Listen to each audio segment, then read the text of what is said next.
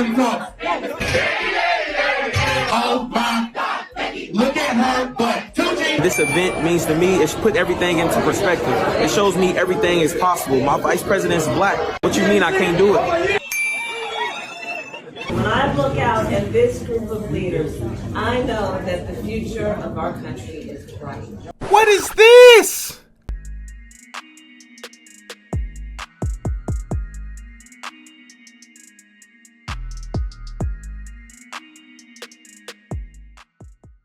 Oh yeah, Diddy got a podcast.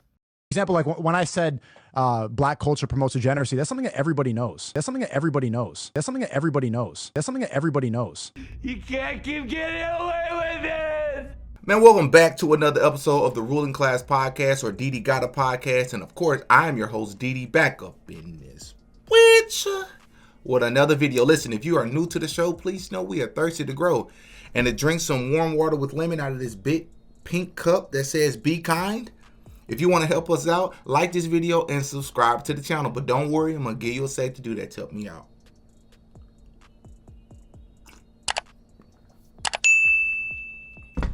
I appreciate you. So listen, I wasn't going to react to this video. I wasn't going to give it any attention. But I was like, you know what? I'm going to go ahead and say something about it because it can further prove or validate the very point that I make on this channel, that I've made on this channel for 3 years, that I'm going to continue to make on this channel. I'm going to beat this dead horse.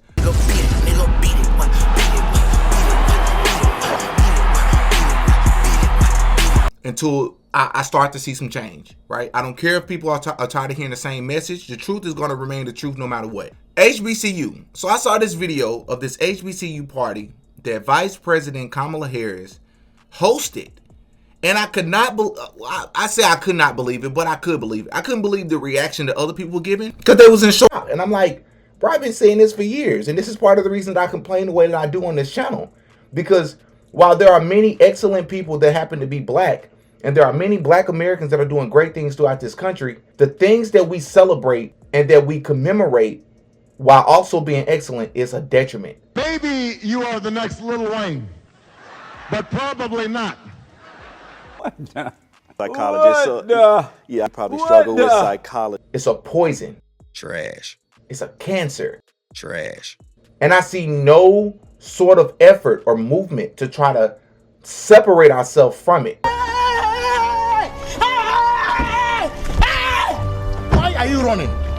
Why are you running? What am I talking about? Let's see. I graduated high school, #1 male in my class. I would then go on to go to college, graduate from the community college, and win Alumni of the Year. I would then go on to transfer to a 4-year university where I would graduate with a bachelor in psychology, magna cum laude. If you don't know what that means, it means 3.7 GPA or higher, or 3.5 or higher is one of the two. I will then go on a transfer to go to the Clinton School of Public Service, the very first Masters of Public Service program in the country, which is President Bill Clinton's school, regardless of how you feel about him politically. I went to his school, graduated there in 2022, and I'm not going to say where I work, but I work at one of the most prestigious foundations in the country, right? So I'm probably what you would consider as quote-unquote black excellence, what people will call black excellence. Well, let me tell you what I've noticed all throughout that journey, including high school, undergrad, graduate, and now on the other side. That the very thing that I'm about to show you in this video does not change. Let's see what I'm talking about.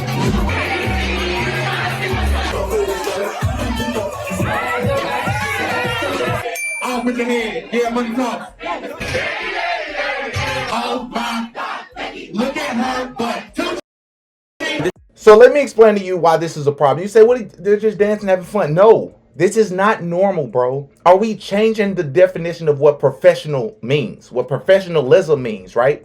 So what I notice when I go to these parties myself, because I'm in a lot of the rooms like this, right, with a lot of people like this quite often, is you see a lot of arrogant, ghetto people who just also happen to be smart. I know that's gonna sting and it's gonna come off as hateful. It's not hateful. It's real, bro. If you are in the presence of the vice president and the president of the country, the people who are fighting the bad guys, right, the highest seats in the country, in the nation, and you playing songs like, "Oh my God, Becky, look at her butt," you dress provocatively, you're dancing sexually at these parties, I'm confused. It's like, are we changing the meaning of what these words mean, right?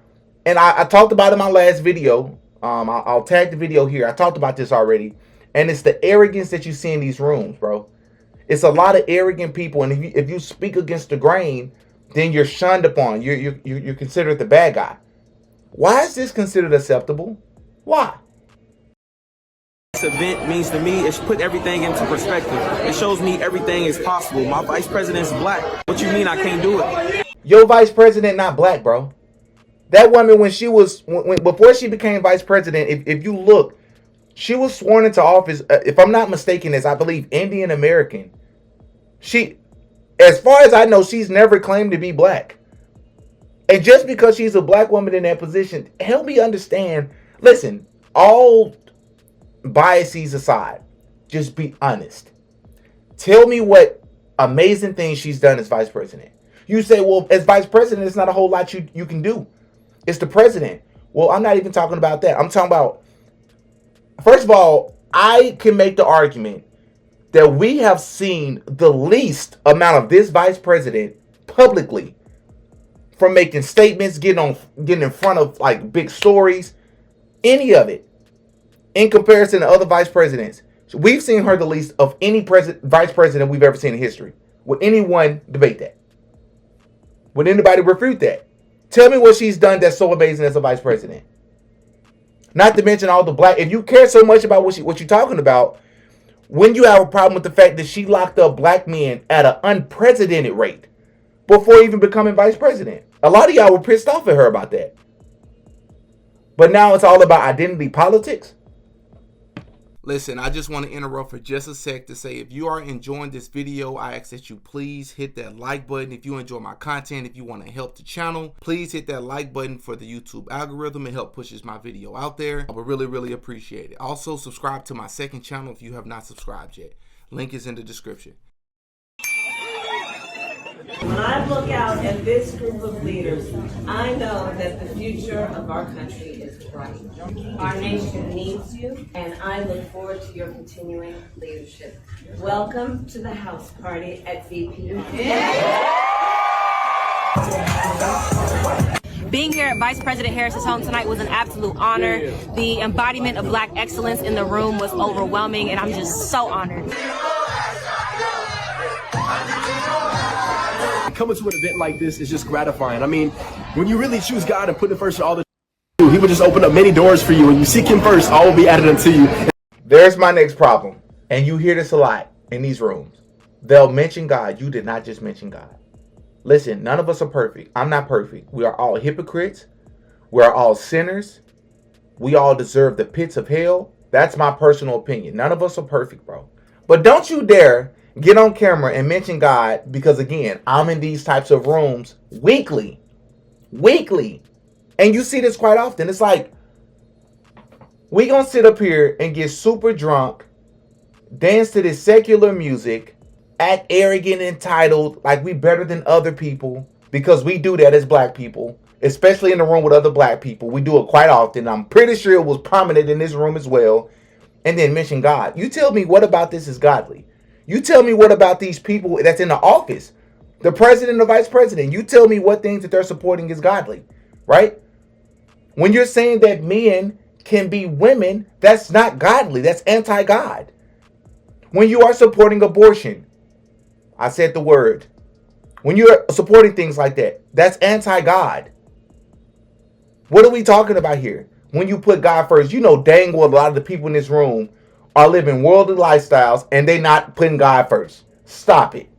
Stop it. And so I'm blessed to be a part of this event. I am so excited to be here, like to be in the home of the first African-American female. This is what I challenge anybody to do. If you don't believe what I'm saying, and if you think I'm just coming from a hateful place, even though I'm literally in these rooms and I work with a lot of these people that are like this, and I'm telling you what's going on. And by the way, the arrogant thinking you're better than other people happens with white people too. A lot of white people in these rooms are just as bad, if not worse, right? So let me throw that out there too. But we talking about our people, because again, I care about us improvement, and I care about the truth. Let me tell you what happens. This is how you can prove it. If these people were really what they were talking about, let me tell you why this happens. I'm going to tell you why this happened, because a lot of people don't get to the root cause. It's because we don't have true role models in the black community. You tell me another community that puts these rappers and these entertainers as actual role models. I'm really thinking about and debating if I should start street interviews on this channel of going to black communities and asking kids and young people, even those in college as well, who do you look up to? Who's your role model? And let's hear what the overwhelming answers are. I guarantee you it's going to be they're going to either say nobody, a very few amount are going to say God, and then you're going to have a much larger population that's going to say some sort of entertainer. I guarantee you. I guarantee you. That's how you prove it. Because the truth of the matter is, us in the black community, a lot of us growing up without our dads in the home. A lot of us are growing up in single parent homes in disenfranchised communities with nobody to look up to.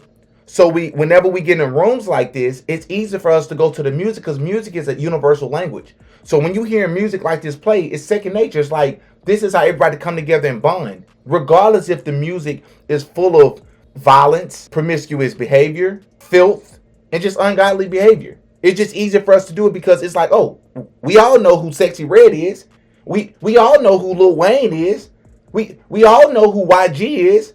We all know who Big Butt is. Like, do you even care about what they're talking about? And you're calling yourself presidential and professional right now? What am I missing here? Oh yeah, Diddy got a podcast.